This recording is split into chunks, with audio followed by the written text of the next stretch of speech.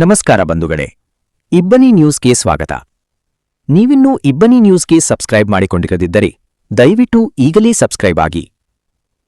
ಶೈಕ್ಷಣಿಕ ಅಭಿವೃದ್ಧಿಗೆ ಸಂಕಲ್ಪ. ಎಸ್ಎಸ್ಎಲ್ಸಿ ಟಾಪರ್ಗೆ ಅಭಿನಂದನೆ. ಎಲ್ ಕೃಷ್ಣನಾಯಕ್. ಹೂವಿನ ಹಡಗಲಿ. ಮಲ್ಲಿಗೆ ನಾಡಿನ ಶೈಕ್ಷಣಿಕ ಅಭಿವೃದ್ಧಿಗೆ ಹೆಚ್ಚಿನ ಆದ್ಯತೆ ನೀಡುವುದಾಗಿ ಶಾಸಕ ಎಲ್ ಕೃಷ್ಣನಾಯಕ್ ಅಭಿಮತ ವ್ಯಕ್ತಪಡಿಸಿದರು.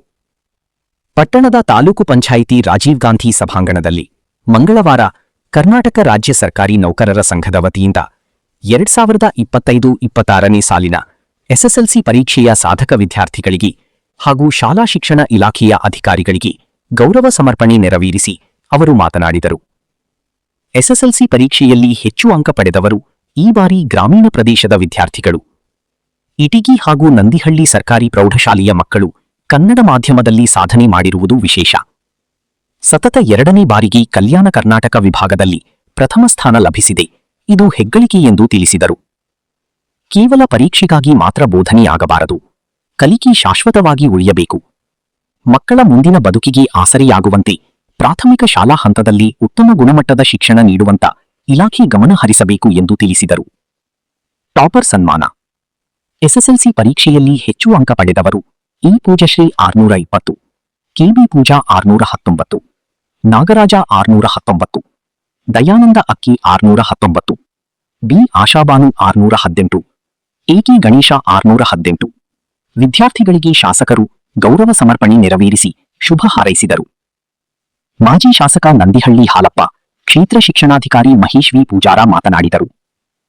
ಸರ್ಕಾರಿ ನೌಕರರ ಸಂಘದ ಅಧ್ಯಕ್ಷ ಇ ಕೊಟ್ರಗೌಡ ಪ್ರಸಕ್ತ ಸಾಲಿನಲ್ಲಿ ಎಸ್ಎಸ್ಎಲ್ಸಿ ಪರೀಕ್ಷೆ ಫಲಿತಾಂಶ ಕುರಿತು ಮಾಹಿತಿ ನೀಡಿದರು.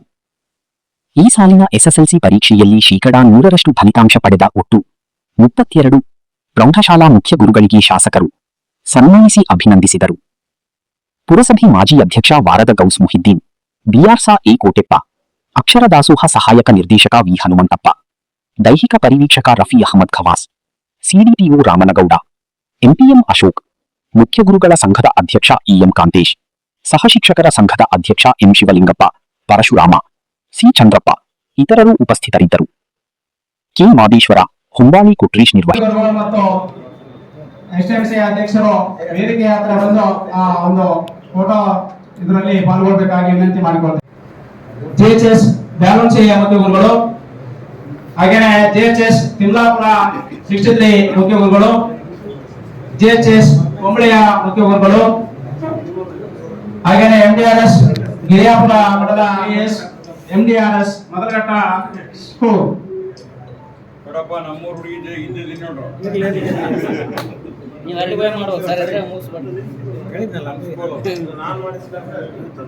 ಹಾಗೇನೆ ಏನು ಸಾಧನೆ ಮಾಡಿರ್ತಕ್ಕಂಥ ವಿದ್ಯಾರ್ಥಿಗಳ ಮುಖ್ಯ ಗುರುಗಳು ಮತ್ತು ಎಸ್ಎಂಸಿ ಅಧ್ಯಕ್ಷರು ವೇದಿಕೆ ಹತ್ರ ಬಂದು ಒಂದು ಫೋಟೋ ಇದರಲ್ಲಿ ಪಾಲ್ಗೊಳ್ಳಬೇಕಾಗಿ ವಿನಂತಿ ಮಾಡಿಕೊಳ್ತೇವೆ. ಬಹಳ ಖುಷಿ ಕೂಡ ಆಗ್ತಾ ಇದೆ. ನಾನು